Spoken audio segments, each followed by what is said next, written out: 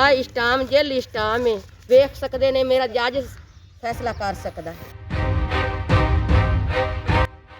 ਪਹਿਲੀ ਤਰੀਕ ਨੂੰ ਜੀ ਅੱਲਾ ਰੱਖਾ ਨੇ ਜੀ ਮੈਨੂੰ ਵੀ ਮਾਰਿਆ ਜੀ, ਤੇ ਅੱਜ ਫਿਰ ਜੀ ਅੱਲਾ ਰੱਖਾ ਨੇ ਮਾਰਿਆ।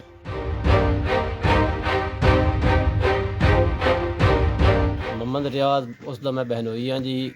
ਸ਼ਾਜ਼ੀਆ ਬੇਵਾ ਔਰਤ ਹੈ, ਉਸ ਦੇ ਬਾਰ ਖਿਲਾਫ 1 ਮਹੀਨੇ ਤੋਂ ਵਿੱਚ ਚੱਲ ਰਿਹਾ ਜੀ। ਹਾਤਾ ਹਲਫਨ ਜੀ ਮੁਹੰਮਦ ਰਿਆਜ਼ ਦਾ ਹੈ, ਜਿਸ ਦੇ ਵਿੱਚ ਸਬੂਤ ਪ੍ਰੂਫ ਨੇ ਇੱਕ ਜੈਲੀ ਸਟਾਮ ਬਣਾ ਕੇ ਜੱਜ ਸਾਹਿਬ ਅਹਿਮਦ ਯਾਰ ਭੱਟੀ ਸਾਹਿਬ ਦੇ ਪੇਸ਼ ਕੀਤਾ ਹੈ। ਤੇ ਉਸ ਦਾ ਜੀ ਜੈਲੀ ਸਟਾਮ ਦਾ ਮੈਨੂੰ ਆਨਲਾਈਨ ਹੋਣਾ ਚਾਹੀਦਾ ਹੈ, ਉਸ ਦਾ ਜੀ ਵੈਰੀਫਿਕੇਸ਼ਨ ਹੋਣੀ ਚਾਹੀਦੀ ਹੈ, ਉਸ ਦਾ ਜੀ ਰਜਿਸਟਰ ਨੰਬਰ ਹੋਣਾ ਚਾਹੀਦਾ ਹੈ। ਜੈਲੀ ਸਟਾਮ ਬਣਾ ਕੇ ਬੁਗਲ ਸਾਨੂੰ ਕਰਨ ਵਾਸਤੇ ਸਾਨੂੰ ਧਮਕੀਆਂ ਦੇ ਰਿਹਾ, ਮਾਰਨ ਦੀ। ਮੇਰੀ ਹਮਸ਼ੀਰਾ ਕੋ ਜੀ ਮੇਰੇ ਬਾਂਝਣ ਛੋਟੇ ਛੋਟੇ ਜੀ, ਉਹਨਾਂ ਨੂੰ ਮਾਰਦਾ ਹੈ, ਕੁੱਟਦਾ ਜੀ, ਲੜਾਈ ਝਗੜਾ ਕਰਦਾ ਹੈ, ਫਸਾਦ ਕਰਦਾ ਜੀ। ਅੱਲਾ ਰੱਖਾ ਵਲ ਅਹਿਮਦ ਯਾਰ ਹੈ ਜੀ, ਕੌਮ ਮਲਕਾ ਹੈ ਜੀ। ਹਾਮਿਦ ਮੇਰੇ ਦਾ ਹੱਥ ਹੈ, ਕਬਜ਼ਾ ਕਰ ਰਹੇ ਨੇ। ਯਤੀਮ ਬੱਚੇ ਨੇ 2 ਸਾਲਾਂ ਦਾ ਫੌਤ ਹੋਇਆ। ਅੱਜ ਜੇਲ ਇਸਟਾਮ ਲਾ ਕੇ ਅਹਿਮਦ ਯਾਰ ਭੱਟੀ ਜੱਜ ਕੋਲ ਉਸ ਕੋਲ ਇਸਟਾਮ ਲੱਗਾ ਗਿਆ ਹੈ। इसके बार खिलाफ स्टे मेरा लिया गया है।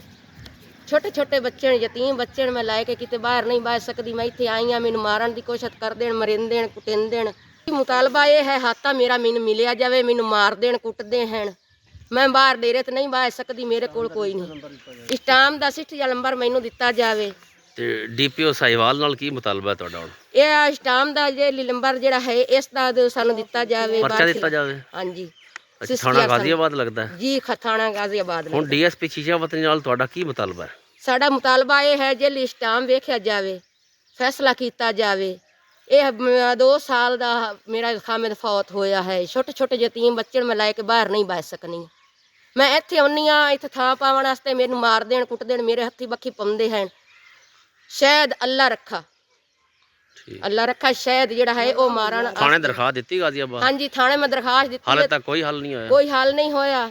ਪਰ ਫੈਸਲਾ ਮਹੀਨਾ ਹੋ ਗਿਆ, ਮੈਨੂੰ ਤੰਗ ਕਰਨ ਲੱਗੇ ਨੂੰ, ਜ਼ਲੀਲ ਕਰਨ ਲੱਗੇ ਨੂੰ। ਹੁਣ ਤੁਹਾਡਾ ਪਰਚਾ ਦਿੱਤਾ ਜਾਵੇ? ਪਰਚਾ ਦਿੱਤਾ ਜਾਵੇ ਜੀ। ਜਦੋਂ ਮੇਰੀ ਇੱਜ਼ਤ ਨਹੀਂ ਰੱਖ ਰਿਹਾ, ਮੈਂ ਮੁੜ ਵੀ ਭਰਾਂ ਗੱਲ। ਜੀ ਮੁਹੰਮਦ ਰਿਆਜ਼ ਦਾ, ਇਹਦੇ ਵਿੱਚ ਉਹਦੇ ਜ਼ਿਆਦਤੀਕਾਰ ਤੋਂ ਵੜ ਕੇ ਇਹਨਾਂ ਦੀ ਕਾਰਵਾਈ ਕੀਤੀ। ਪਰਚਾ ਮੈਂ ਲੰਬਰਦਾਰਾਂ ਜਾਂ ਕਲਾਲੀ ਦਾ, ਇਹਨਾਂ ਦੇ ਖਿਲਾਫ ਕਾਰਵਾਈ ਕੀਤੀ ਜਾਵੇ ਔਰ ਹਾਤਾ ਉਹਨਾਂ ਨੂੰ ਲੈ ਕੇ ਦਿੱਤਾ ਜਾਵੇ। ਥਾਣੇਦਾਰ SHO ਗਾਜ਼ੀਆਬਾਦ में रह रहा जिन्होंने ने ज़्यादती कर रहे हैं है। भाई रियाज का शुरू तो भाई रियाज फौत हो गया, उस पिछे जेल स्टाम ला के ये स्टे ला चुके हैं। हुण बच्चे छोटे छोटे आते हैं, उन्होंने धमकियां देंगे, मारते कुटते हैं, नमकीन खानी कर जाती, रो के मुड़ जाते हैं। हुण आए ने उत्थे धमकी लेंदे। उन्होंने गरीब औरत की सुनो, बेवा औरत है उनकी सुनो बई, उनका हक ही हत्थ आउंदा, उनका मीटर लगा खड़ा, उनका सारा हक हाता है। 12 शाही ते डिग्या। 2 साल का खामद फौत हो गया, 10 साल अगे बीमार रहे। उनकी रिपोर्टां वेखणियां चाहते हैं, वो चाहो इन्हां दा खिलाफ जेली स्टाम दा तुसीं परचा अदा करो।